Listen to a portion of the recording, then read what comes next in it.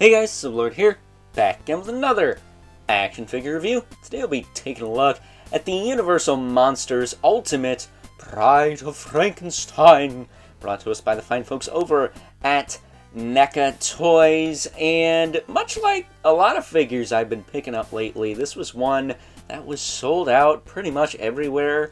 But one day I was snooping around ye old Amazon and managed to snag her. So shout out to Amazon for coming through on a lot of things lately that just can't seem to find around here, or anywhere else for that matter. That said, before we get too far ahead of ourselves, why don't we cut right to the chase and get into meat and taters of this review and take a look-see at all the Bride of Frankenstein has to offer in terms of accessories, starting off with a pair of open hands. Not exactly working around the lab hands, but you know, creepy monster hands nonetheless. Monstrous, I should say. She also comes with a couple of mummy wrappings, or wrappings in general. She's not supposed to be a mummy, but kind of looks like one, right? You get two of those. One's a little bigger than the other one. Then we also get a alternate screaming head, which this is the face I make when Mr. Brian, aka my dad, aka the old man, lets one rip. Pretty sure anyone would make this face, not just me. But there you go, and you can see she's got like a stump neck, almost like a bust, and it's square peg. So if you wanted to, you could just glue this in and then just swap the heads. But then you wouldn't be able to use this mummy head, which literally looks like a mummy head. And then she does have some wrappings that I think go over this, cover the eyes. I don't know for sure what the... Oh. Okay. That just snapped on there. I couldn't get it on there earlier. I thought it just kind of sat on there or sat on one of the other heads, but there you go. There is the mummy head, fully covered. This piece just kind of snaps on there, and yeah. Because the idea is, I think you're supposed to be able to take the dress off, or does she always have the dress on, even with the mummy head? I'm not sure. But a little premature of me, but before we take a closer look at the bride, here is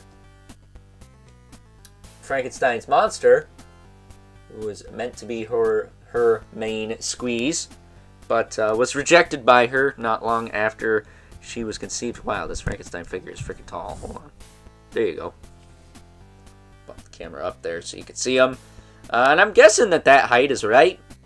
NECA seems to be pretty on the money with scale. I haven't done any comparisons in these videos just because these figures are a little older.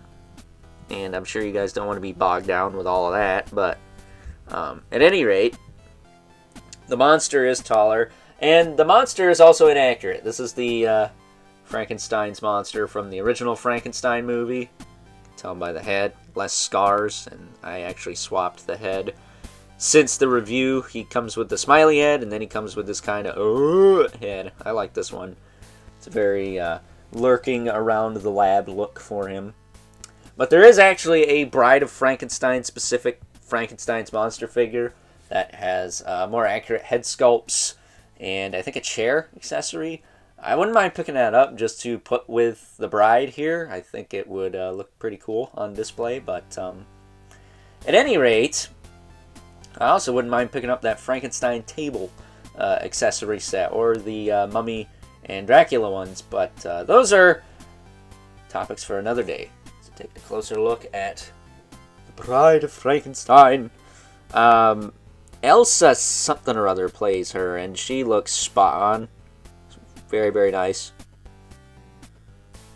But I will tell you, her dress is spandex, just like the Dracula's cape we looked at yesterday. And she does have a bit of a pull string on the back, if I can find it here. She's got this pull string, so you can tighten this thing up if you want. It will only go so far, so don't crank on it once it stops adjusting there. But because it's spandex, because this is a pull string, the dress is very nice. It's a nice tight fitting dress. You don't have to worry about it falling off. Again, I think you could take it off, but it feels like it's wedged in the shoulder sockets, at least on mine, so I'm not going to mess with that. But as far as articulation on her goes, she's got a double ball peg in the head, so she can look up pretty far. Got that crazy beehive. And one thing to note, she actually has more of a brownish reddish tint to her hair, kind of like my girlfriend. And it's uneven with these white stripes on the side, not to be confused with the band that Jack White's in. But you can see that this is not symmetrical to this. That is a kind of a Mandela effect when you think about it. You know, I always thought the stripes were kind of even and that the hair was black, not this kind of brownish, reddish color with uneven stripes. So, you know, the more you know, right? That said, when you do watch it in black and white, your mind naturally goes to, oh, she's supposed to have black hair. So if you want one with black hair, you can get the black and white version, I suppose. As far as the shoulders go, they can go up. And if the dress isn't in there, you could probably get them up higher. But again, I don't want to take this off. So her shoulder range is a little limited. She does rotate back and forth just fine. You're not snagging on the dress at all with that.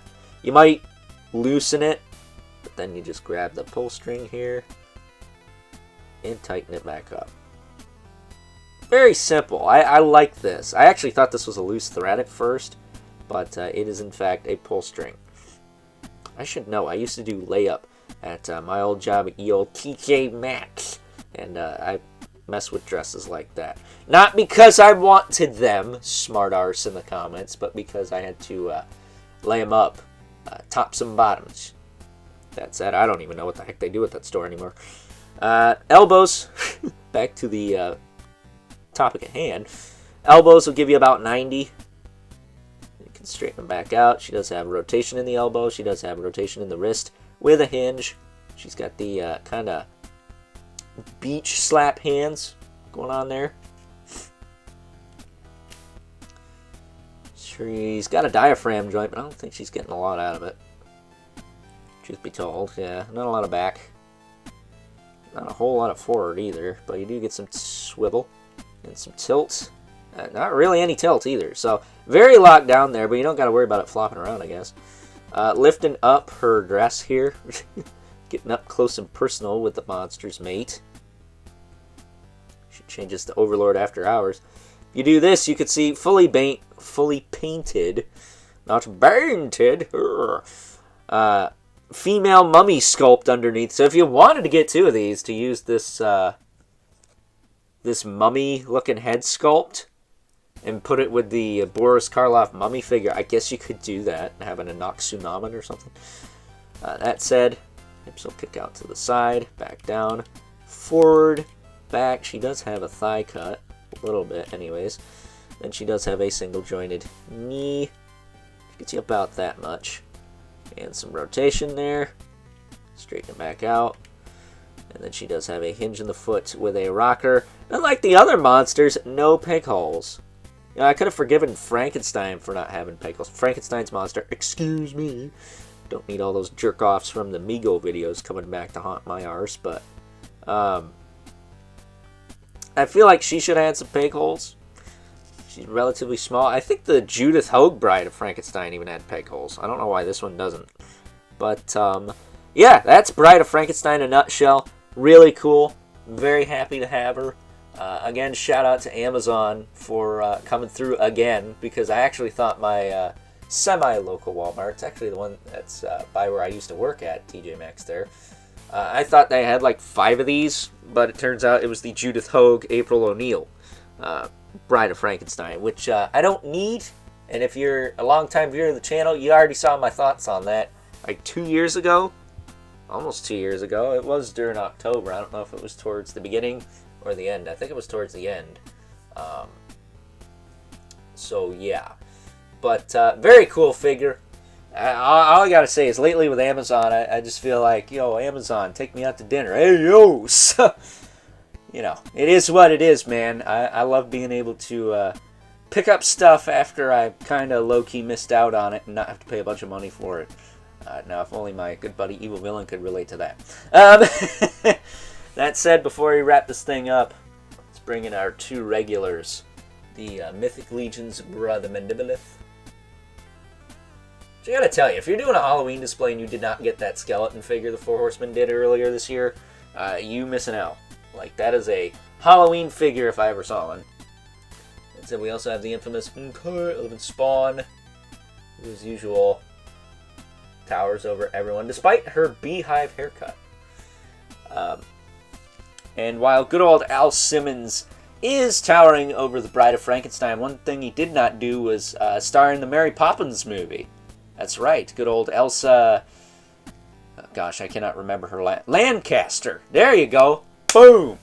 Elsa Lancaster was a side character in Mary Poppins. Now, it would have been cooler if she was like Mary Poppins herself, because then it's like, can we get like an ultimate Mary Poppins? Because I'm not going to lie, I would buy that. And Dick Van Dyke, chimney sweep guy, that'd be awesome. The things my mind wants and you don't. I don't care. This is my channel, last I checked. So, with that being said, it's time now that we wrap things up with some final thoughts. Overall, and despite the fact that she is not by any means my favorite of the Universal monsters in general, or by the fine folks over at NECA Toys, good old Bride of Frankenstein here is still a solid addition to the collection, especially if you're like me and in this for the long haul and want to complete your Universal Monsters display. You gotta have her, and if you ask me, you gotta get the Frankenstein that goes with her.